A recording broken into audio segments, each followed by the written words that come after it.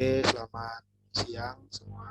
Di sini saya akan membagikan di sini akan saya membagikan hasil dari Google Spreadsheet yang sudah saya lakukan. Jadi di sini ada sekitar 30 siswa. Dari 30 siswa tersebut ada beberapa 5 item kebutuhan. Di sini itemnya saya sering merasa gugup, saya sering merasa penyesalan, saya kesulitan dalam memutuskan, saya ingin melakukan sekolah dan memiliki cita-cita yang selalu. Kemudian di atas sini juga ada beberapa pertanyaan-pertanyaan yang sudah saya pertanyakan yang menjadi jawaban di Google Form saya. Kemudian hasil dari semuanya itu uh, jumlah perbintangnya di sini pribadi bidang layanan pribadi itu ada sekitar 95 orang, kemudian bidang sosial 73 orang, bidang belajar ada 87 dan bidang karir ada 83. Nah, di kelas ini adalah kelas yang sudah saya lakukan magang, proses magang 2 dan 3. Jadi di kelas ini bidang layanan yang banyak diminati adalah pribadi. Oke. Kemudian saya masuk ke presentasi tentang kepribadian manusia.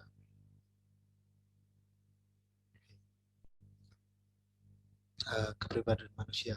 Yang pertama, slide pertama adalah pengertian. Pengertiannya itu saya mengambil dari sebuah orang yang bernama Gordon Allport merumuskan kepribadian manusia sebagai suatu yang terdapat dalam diri individu yang membimbing dan memberi arah kepada seluruh tingkah laku individu yang bersangkutan.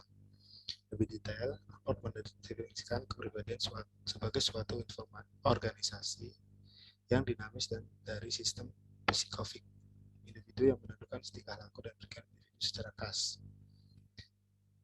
Allport menggunakan istilah sistem psikologik dengan maksud menunjukkan bahwa jiwa dan raga manusia adalah suatu sistem yang terpadu dan tidak dapat dipisahkan satu sama lain, serta di antara keduanya selalu terjadi interaksi dan mengarahkan tingkah laku. Sedangkan istilah khas dalam bahasa kepribadian Allport itu memiliki arti bahwa setiap individu memiliki kepribadian sendiri, tidak ada dua yang berkepribadian sama karena itu tidak ada duanya orang yang berlaku sama.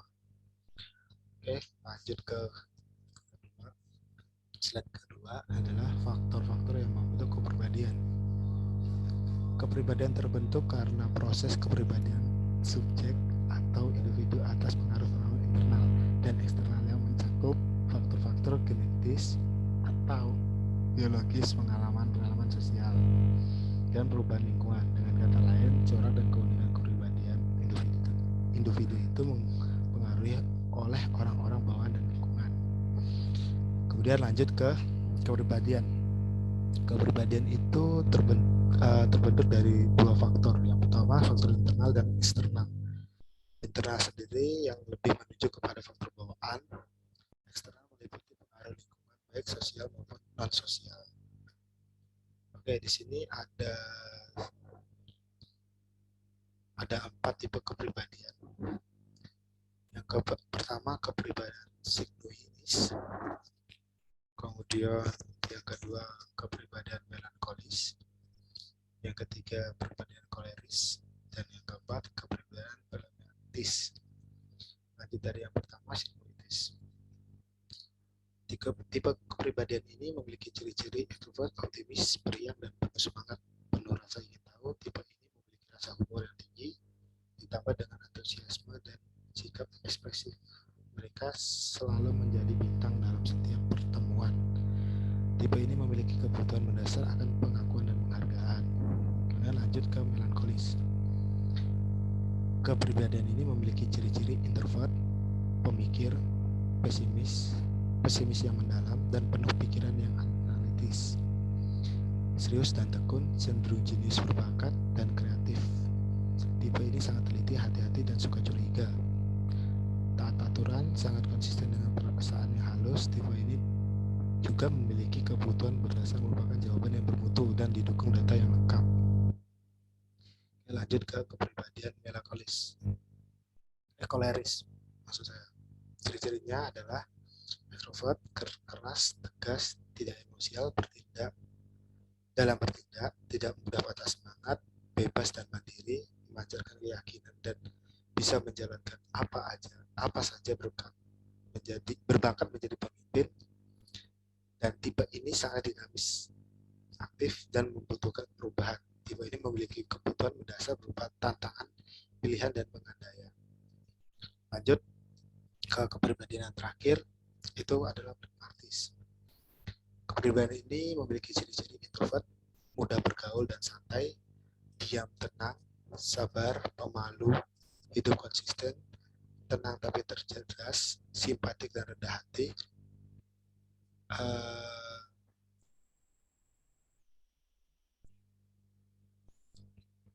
menyembunyikan emosi, bisa menerima kehidupan, tidak suka konflik dan pertentangan.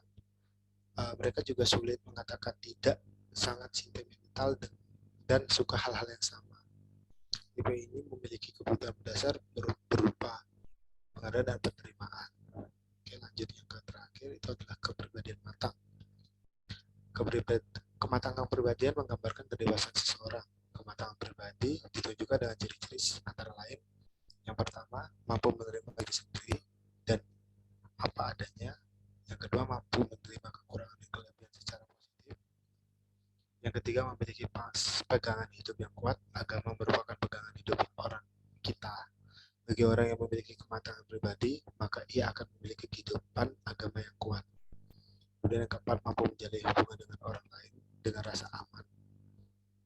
Dalam berkehidupan sosial, kepribadian matang dapat diterima dan menerima orang lain tanpa hambatan yang berarti. Dia dapat segera menyesuaikan diri tanpa harus ikut arus. Dan yang terakhir, mempunyai perencanaan masa depan. Mempunyai perencanaan akan masa depan yang akan datang dalam kehidupannya. Tidak berpikiran yang sempit. Oke, mungkin itu saja presentasi saya hari ini. Terima kasih atas bantuannya dan terima kasih.